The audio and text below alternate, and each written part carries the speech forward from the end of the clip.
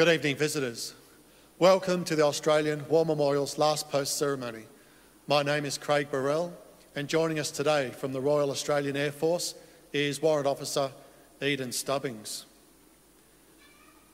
We warmly welcome the family of Private William John Reibel, whose story will be told shortly. We welcome the veterans who have served, those that are still serving, and the families that support them. We acknowledge the members of RSL and Services Clubs Association, RSL Victoria and RSL Queensland, who are watching the broadcast of this ceremony across Australia. During this evening's ceremony, wreaths will be laid at the base of the Pool of Reflection by family and visitors to the memorial. Please stand and join in singing the National Anthem.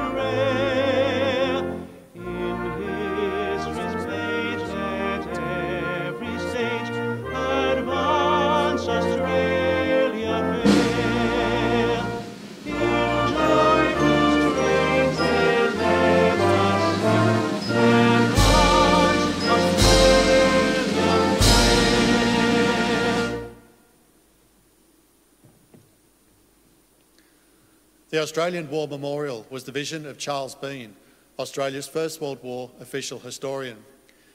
Bean landed with the Australian troops on Gallipoli and stayed with them at the front through to the end of the war. The idea of this national memorial and museum came to him at Pozières, France, in the depths of the bloody fighting of 1916. Bean's idea was that this would be a place where families and friends could mourn their loved ones buried in faraway places. It would also be a place that could help all Australians understand what these men and women had endured and what they had done for us. Bean's vision, to which we remain true, is best expressed as inscribed in the entrance to the memorial's galleries. Here is their spirit, in the hearts of the land they loved, and here we guard the record that they themselves made. Tonight, we will read the story behind just one of those on the Roll of Honour, which lists the names of more than 102,000 men and women who have given their lives for us in war and operations for more than a century. But first, we present a lament, Flowers of the Forest. Wreaths or floral tributes will now be laid at the base of the Pool of Reflection.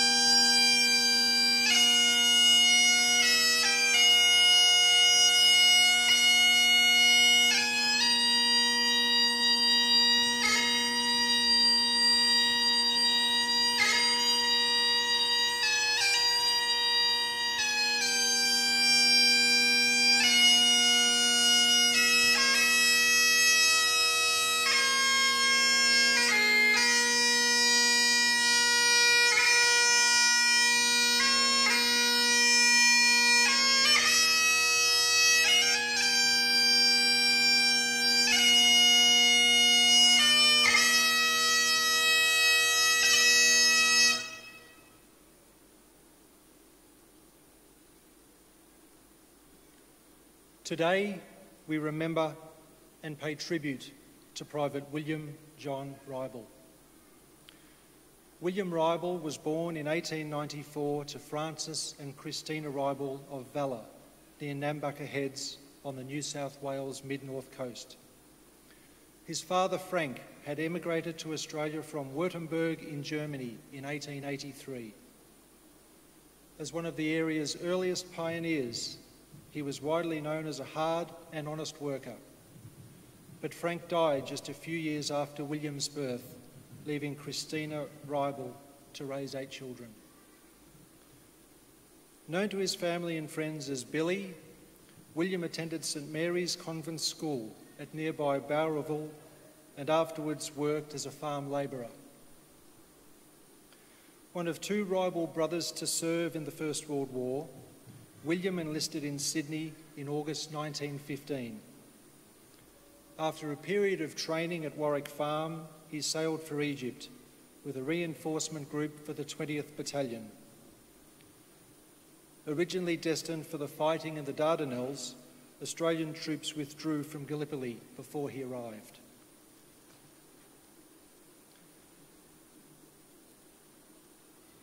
Reibel was hospitalised with the mumps in January and was transferred to the newly raised 56th Battalion as soon as he was discharged from hospital. The following months were spent training in Egypt until the battalion departed for France and the fighting on the Western Front in June 1916. Less than 2 weeks after arriving in France, the 56th Battalion was involved in the first major action fought by the Australians on the Western Front.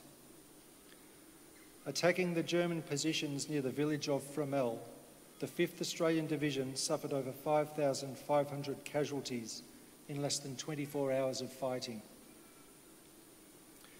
Reibel survived unscathed and was sent to a divisional training area behind the lines in the days afterwards, training at the Vickers Machine Gun School throughout July and then a bombing school in August. The battalion shifted to the Somme for the bitter winter of 1916 and 1917. Reibel participated in the major actions fought by the battalion over the following months, including an assault on the German-occupied village of Louverval near Bullecourt in April 1917. He was granted UK leave in July 1917, but was soon hospitalised with bronchitis and enteritis, which prevented him from returning to France until April the following year.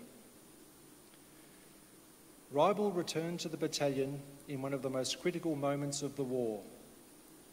German troops had launched a major offensive that succeeded in breaking the stalemate of trench warfare and threatened British and French positions astride the River Somme.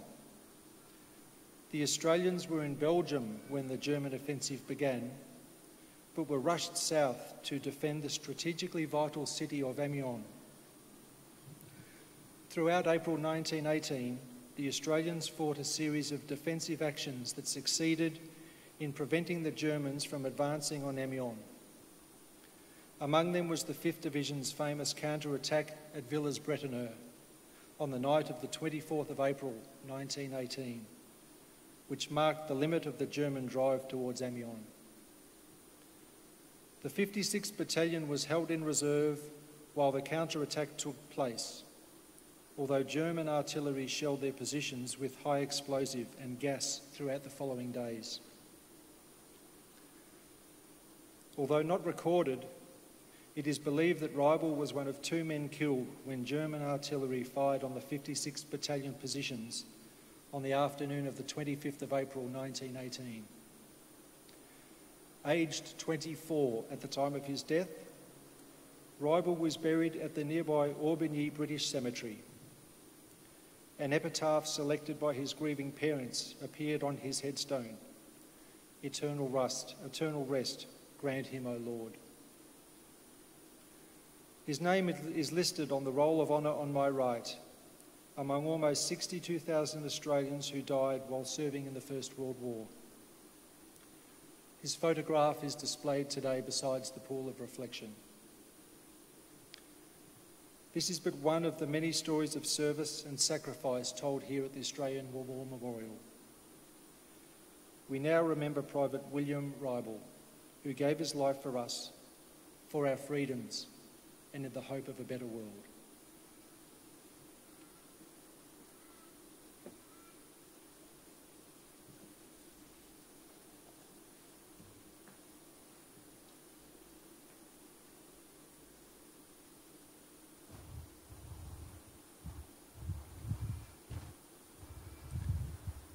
They shall grow not old, as we that are left grow old.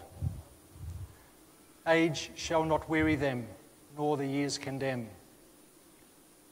At the going down of the sun and in the morning, we will remember them.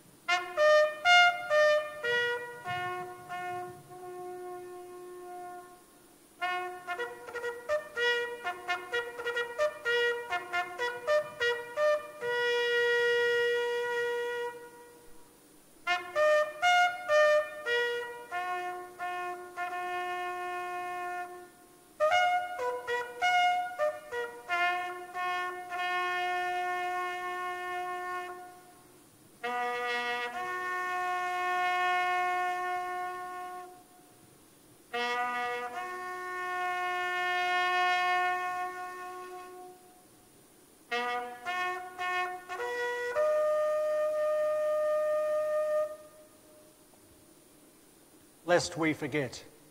Lest we forget.